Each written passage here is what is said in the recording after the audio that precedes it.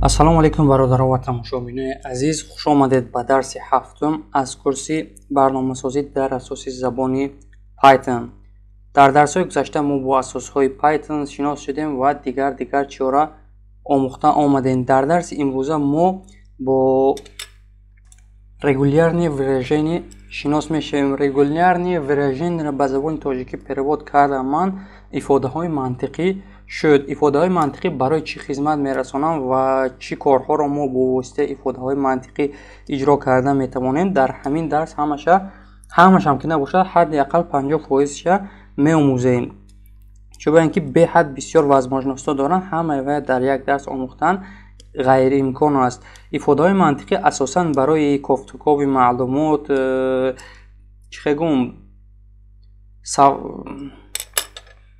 мувофиқат кардани маълумотҳо ва дигар чиҳо хизмат мерасонанд. Инҳо асосан мо бо инҳо кор мекунем дар база данных хати. аз сабабе ки мо база данных хондагӣ нестем, то дарси имрӯзара обични тағйирёбанда месозем ҳамчун базаи данных ва аз ҳамон база данных гирифта маълумотро ҷустуҷӯ мекунем. беҳтараш ба практика гузарем. нигоҳ кунед, месозем як адади дигар файл Python. обични файл ман менависам lesson 7.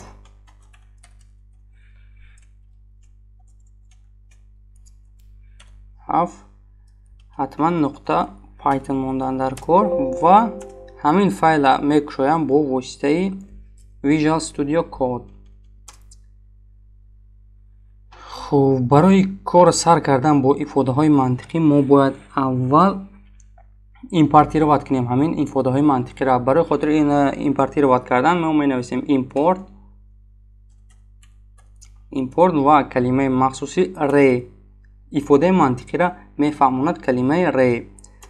хуб, дар поён мисол менависем. ба ҳамчун база данных мо истифода мебарем тағйирёбандаро. аввал як тағйирёбанда менависем. мисол агар маҷозан фикр кунем, мо дар база данных чиро сабт мекунем? маълумотҳо дар бораи истифодабаранда. ман менависам мисол номи базаро гӯем info user. дар дохили ин ҷойгир мекунам маълумоти истифодабарандаро. ҳатман ман маълумотҳои худам ворид мекунам. шумо дилхоҳ маълумота бояд ворид кунед. ман менависам ман юнусов шаҳриёр, барномасоз дар соҳаи Android ва веб барномасозӣ мебошам. мисол ҳамақа маълумот мешавад. дар бораи як истифодабаранда ман барои мисол нависам. анакнун мо ҳамин маълумотҳоро бояд бо ҳамин база кор кунем бо ёрии ифодаҳои мантиқӣ. мисол ман ин се калимаи аввал ёфтанамон дар кор аст, ё ин ки чандта калимаи Юнусофи нависагия ҳамаша ёфтанамон дар кор, ё ки ҳамаи калимаи Android-а ёфта дар экран чоп карданамон зарур аст, ё ин ки ҳамаи ҳарфҳои V-ра ёфта дар экран чоп карданамон дар кор аст. мисол нигоҳ кунед, барои хотире ки мо ҳамин калимаи манро дар экран чоп кунем, менависем. хуб, аввал барои хотири ина чоп кардан як адади дигар тағйирёбанда сохтанамон дар кор. мисол тағйирёбандаро ман номгузорӣ мекунам ба номи result, яъне натиҷа. result баробар менависем анакнун ифодаи мантиқӣ калимаи калиди array ва менависем match. қавса мекушоем. дар дохили қавс нохунакҳои як каратара мекушоем ва мисол ҳарфи m-а менависам ман. m. ҳамин m-а чоп кун. ин мековад array match шуд. мековад ки ҳарфи аввали кадом строка m бошад агар чоп мекунад. анакнун мо дар инҷа эълон карданамон дар кор кадом строка. ман ин строкаро мегӯем строкаи info user. инҷанда мемонем вергул ва менависем info user. чоп мекунем print. хуб, result ва натиҷаро дар экран мебинем ки чӣ мешавад.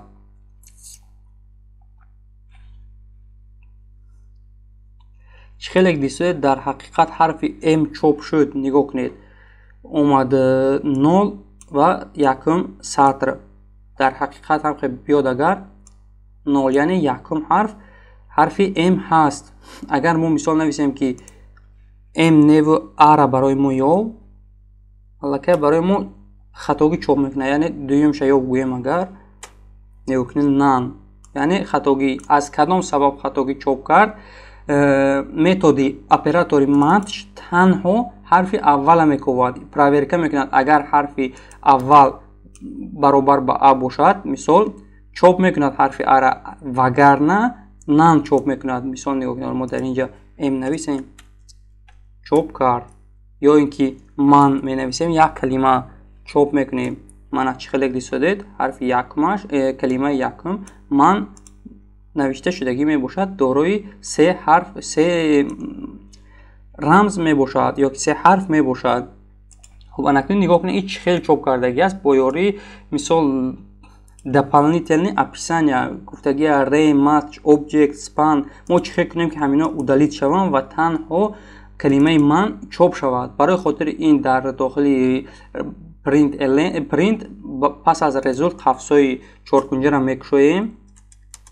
در داخل قفسای چهارکنجه رقم 0 می نویسیم، تمام چوب میکنیم. من چه خیلی دیسید به یگان خیلی شرح زیادتی چوب کرد در اکران. این بود خیلی یافتنی مثال یکمین حرفی یا اینکه یکمین کلمه یا یکمین حرفی در بازه موجود بوده. اکنون برای ما تنها یکمینش در کار نیست، ما میخواهیم پیدا کنیم یعنی همه بازه را کواد. مثال کلمه برنامه سازی در کار است، در بازه ممکن میلیون تا کلمه برنامه سازی باشد. همه کلمه های برنامه سازی را یافته در اکران چوب کن، یا اینکه یکمین کلمه برنامه سازی را یافته در اکران چوب کن میگوییم. برای خاطر این ما می نویسیم در اینجا با جای ماتچ می نویسیم سرچ. من سرچ می نویسیم. مثال میگیریم برنامه ساز. من این کلمه برنامه ساز میگیریم در اینجا استفاده میکنیم و نتیجه را میبینیم که چی میشه. من در حقیقت برنامه ساز یکم بودگی را یافته چوب کرد. خوب متد سرچ چندها یکمش را پیشنهاد میکنه. نگاه کنید یک تا برنامه ساز هست، اگر ما دویمش هم برنامه ساز کنیم ایشا удалить کرده چوب کنیم. نگاه کنید من تنها یک تا چوب کرد، یکمش یافته چوب کرد، تمام دویمش نمیخوند، یکمش تنها یافته چوب میکند. برای خاطر که همش یابه مثال در داخل بعضی ما بسیار کلمه های برنامه سازی هستند یا اینکه بسیار نام ها هستند، نام های یک خیله، ما میخواهیم همه کلمه ها را در اکران چوب کنیم. مثال برنامه ساز من این را گیریم اگر دو تا برنامه سازی میشد، ما میخواهیم یک تاشنه و هر دوشا چوب کنیم در بازه در اکران. برای خاطر این ما در اینجا می نویسیم find all. البته برای نفرانی که کمی هم باشد انگلیسی را میدانند این کلمه فهمو هست. find all یعنی همش یا برنامه ساز چوب میکنیم. نگاه کنید چوتا خطاگی داد برنامه ساز، میبینیم که در کجا خطاگی هست. خب خطاگی برنامه ساز توغری نوشته است. نگاه کنید البته برای ما من این قسم در کار نیست، یعنی قفسای 4 و 0 در کار نیست. چوب میکنیم. نگاه کنید برنامه ساز در حقیقت دو کلمه برنامه ساز هست و هر دوش در اکران چوب کرد. مثال نگاه کنید در داخل این متن که ما نویسیم بسیار حرفای ا استفاده بردگی هستیم. بعد میبینیم که چند مرتبه ما حرف ا رو استفاده بردگی هستیم. به جای کلمه برنامه ساز ما می نویسیم حرف ا و در اکران چوب میکنیم. نگاه کنید در حقیقت 1 2 3 4 5 6 7 8 9 10 11 حرف ا استفاده بردگی هستیم. نگاه کنید من این یک حرف ا، یک خوب 2 تا 3 4 5 6 7 8 9 10 11 تا استفاده بردگی هستیم. در حقیقت یعنی درست معلومات یافت و چوب کرد. خب نگاه کنید اکنون این چرا در کجا استفاده بردن ممکن هست. ممکن شما سوال به میون بیاد که همین کارهای ما کردیم در کدام حالت در کار میشه، یعنی برای چی ما خوانده استفاده همین چرا در این کلمه که ما جمله ساده که ما نوشته چوب کردیم. در حقیقت این یگان کار سریوز را اجرا کرد سادگی نیست. лекин дар оянда мо ҳатман баъз вақти кор кунем чизҳои серьёзнира кофта меёбем. ин медонед ба монанди чи ба монанде ки мисол мо забони англисиро омӯхта истодаем ва калимаи helloро омӯхта истодаем. мисол hello салом. шумо барои муаллим савол дода истодед ки ҳамин калимаи hello дар куҷо истифода мешавад. мо чуба омӯхта истодаем. ин ҳатман дар практика мо ҳамаи ин чиёро меомӯзем. хуб мисол нигоҳ кунем. ман як мисол гум. дар баъза рақами телефонҳои ҳамаи истифодабарандаҳоро чоп карданамон дар кор. анакнун мо намедонем ки ҳамаи истифодабарандаҳо бо кадом рақам мисол кор мекунанд. якташа мисол 92, якташ 93, якташ 94, якташ 95 ҳар хел рақам доранд. мо рақами ҳамаи аз ёд намедонем, лекин медонем ҳамаи истифодабарандаҳо тоҷик ҳастанд ва телефонҳошон оператори тоҷикистонанда ҳаст. мисол оператори тоҷикистон агирем агар ҳамаш плюс 992 ҳаст. мо дар ин ҷо мегӯем ҳамаи калимаҳое ки бо плюси 992 сар мешаванд дар экран чоп кун. бо ҳамин мисол метод мо метавонем ҳамаи рақами телефонҳое ки дар база ҳастанд дар экран чоп кунем ва рақами даркориро ёфта гирем. мо инчунин метавонем маълумотҳоро ба як шакли чӣ хел фаҳмонам хушрӯтар чоп кунем дар экран. мисол дар ин ҷо агар мо чоп кунем ҳамаш алдараш чоп мешаванд. яъне агар нигоҳ кунем мо дар ин ҷо нависем бозам маълумот дар баъза мисол миллион маълумотҳо ҳаст. мо барои хотири чоп кардани ҳамаи инҳо агар ки дар ин ҷо гӯем search خب search نمی مثال چاپ کنیم اگر هم print گفته info user گویم نگاه کنید در اینجا اگر ما info user گویم و در اکران چاپ کنیم این خطا شد لکای همه معلومات ها در اکران چاپ شدن. الان برای خاطر اینها را به یک ترتیب معین در آوردن مثال پس از نقطه یا پس از ویرگول همش در سطر دیگر شود خشروتر شود. ما باید استفاده برای متد سپلیت. متد سپلیت مثال با یک گروه بندی جدا میکند همه معلومات هایی که ما از خودی بعضا طلب میکنیم. مثال نگاه کنیم ما در اینجا می نویسیم. من دوم شو دلیت کرده پرتون لیشنی چیارا. خوب نگاه کنیم من یونس شهریار می نویسیم ویرگول. پس از همین جمله ناتمام برنامه‌ساز در ساحه اندروید و وب برنامه‌سازی می باشم است. می باشم انکنون پس از این با یک عدد یا ویرگول میمونیم می نویسیم که دارای تجربه 3 ساله کاری می باشم. مثال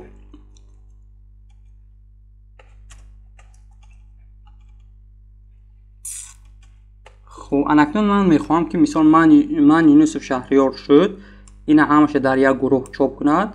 برنامه‌ساز در ساحه اندروید و وب برنامه‌سازی می باشم یک گروه دیگر دارای تجربه 3 ساله کاری می باشم در یک گروه دیگر چاپ کند. برای خاطر این با گروه بندی جدا کردن ما نگاه کنیم چی می نویسیم. می نویسیم اینجا split. خب با یاری اپراتور split این کار کردن ممکن است. خب می نویسیم در داخل ناخوانک انکنون ما می نویسیم که در کدام حالت یعنی هنگام کدام حرف کدام علامت کدام نقطه یا کدام رمز را یافتن با گروه بندی جدا کن. در حال حاضر ما استفاده بردگیم متد ویرگول. ما میگیم پس از ویرگول یعنی هنگام ویرگول یافتن با گروه بندی جدا کن. اینجا می شود نگاه کن یک گروه معنی می شود دو گروه و معنیش می شود سیوم گروه. یک بار من کنسول تازه کنم اچتی ترمینال و در ترمینال چاپ میکنیم همین چرا الکه اینفو یوزر نیو ریزولت چاپ میکنیم. من چاپ میکنیم شد تا یک بار من کنسول تازه کنم تنیت نشود چاپ میکنیم. نگاه کنید من یونس شهریار با یک گروه جدا کرد.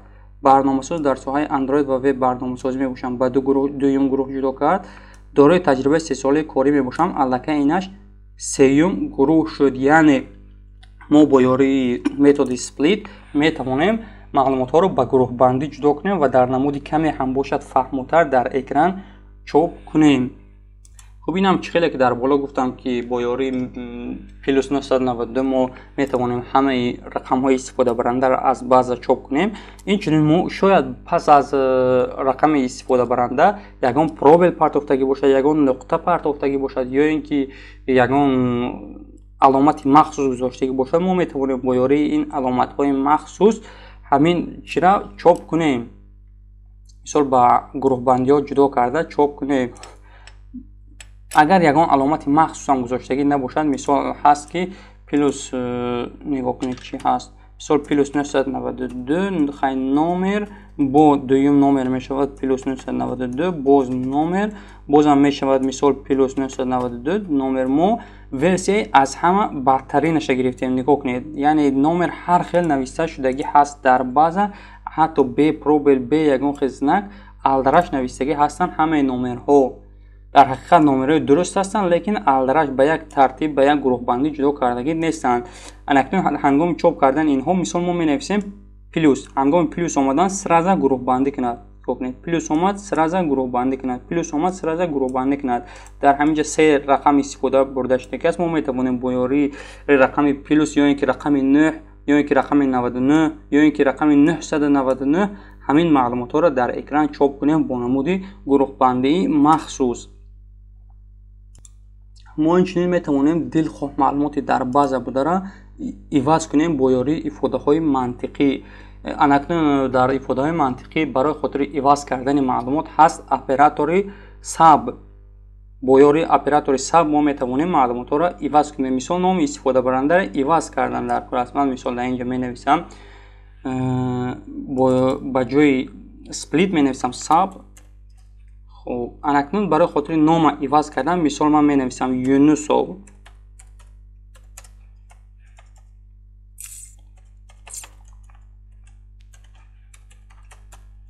مثال با جای یونسوف تنها فامیل عوض میکنم. من باز یک دو نقطه دیگه می سازیم و می نویسیم مثال کریموف.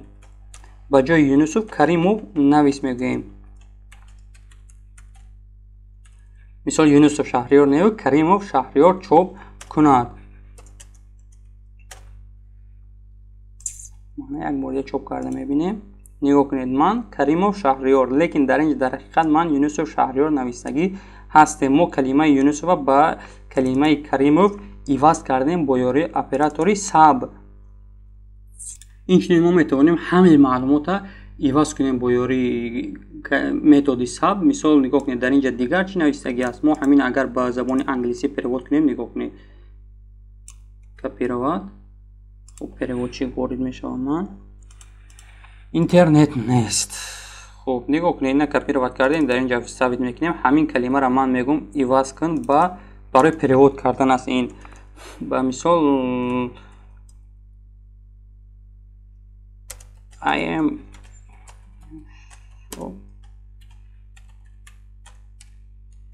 و دیگر معلومات ها قطعی عوض کن. یا بار زبستید کنیم کن. نگاه کنید در حقیقت با زبان انگلیسی نوشته چاپ کرد.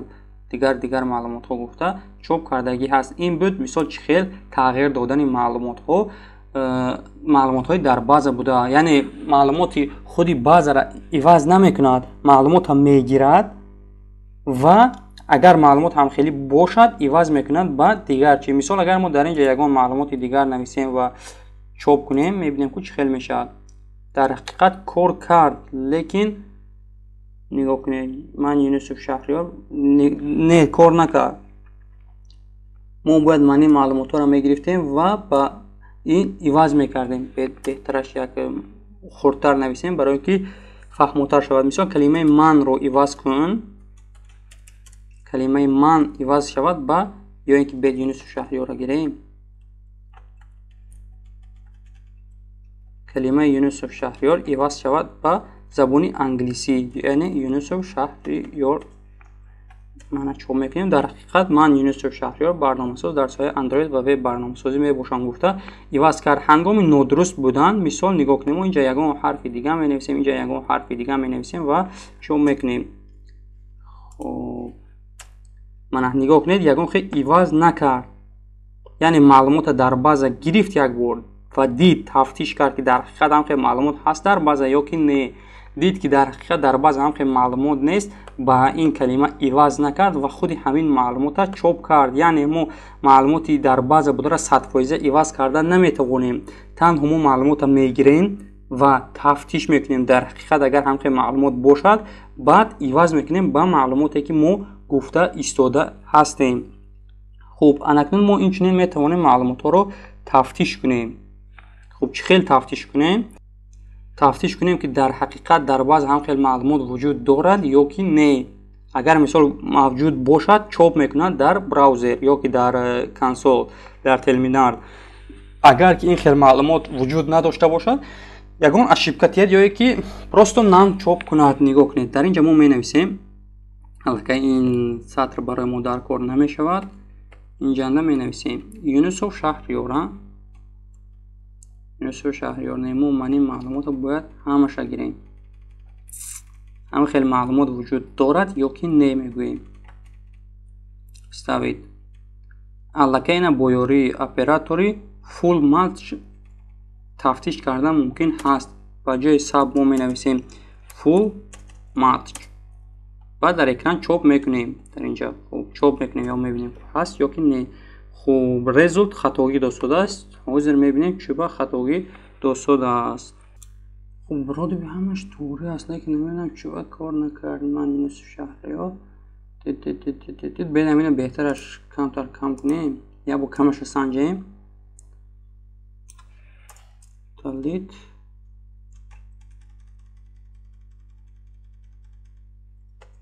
кам туғри гирад, агар баъд давомша месанҷем. як бор ман консола тоза кунам. накин як бор чоп кунем. мана дар ҳақиқат кор кард. танҳо инҷа агар қавсои чоркунҷа монда 0 монем адади 0 хушрӯтар чоп мекунем. мана дар ҳақиқат чоп кард. агар мо ҳамина Юнусов Шаҳри ё эр кунем, агар эрашам монем, бояд хатогӣ чоп кунад. яъне ҳар дуи ин сатр дар ҳақиқат баробар нестанд. нигоҳ кунед, мана 0 чота хатогӣ гуфт. ман ин 0 я бо далит кунем ку мана нан чоп кард, яъне баробар нестанд гуфта чоп кард. агар инам эр кунем,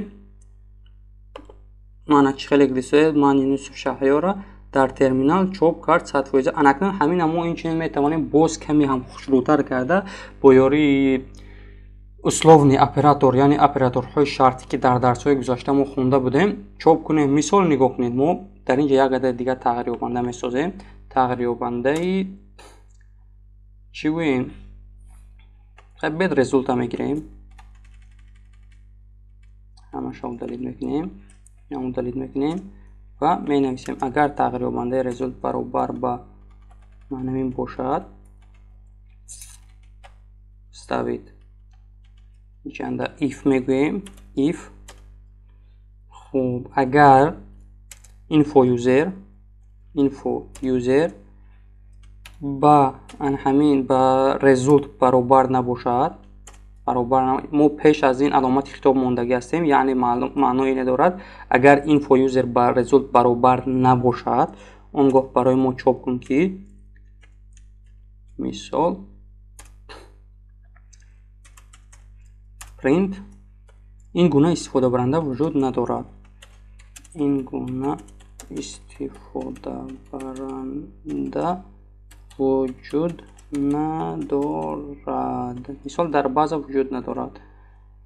дар база вуҷуд надорад. мо тағйирёбандаро ҳамчун база истифодаем ку ва менависем дар инҷа else. хуб, мисол вагарна нависад ки print. хуш омадед ба барнома. мисол хуб,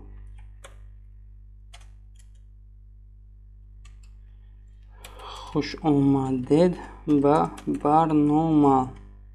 як бор чоп карда мебинем. ин маълумоте ҳаст ки мо худамон ворид мекунем. хуб, ин маълумота дар куҷо ворид мекунем? خب مثال براوزرنده هست بعضی окошкаҳое ки истифодабаранда бояд номи фамилияша ворид кунад ё ин ки дар обычни телефонҳо ҳаст ку барномаи мобилии истифодабаранда дар ягон окошка ягон поле номаша ворид мекунад ва тугмаи дале ё ки некста пахш мекунад. Ина мо дар ҳамун ҷо истифода мебарем аз сабабе ки мо интерфейс яъне UI UX нахонда истодаем, бо интерфейси барнома кор накарда истодаем. Аз ҳамин сабаб мо ин хеле тағйирёбанда сохтсодем, лекин ҳангоми интерфейси барнома қити кор кардан мо дар ҳақиқат бозам ҳамин хел тағйирёбанда месозем. Танҳо дар ин ҷо мо менависем ки мисол get хеле фаҳмонам агар номи истифодабаранда бошад айтишам name user бошад менависем get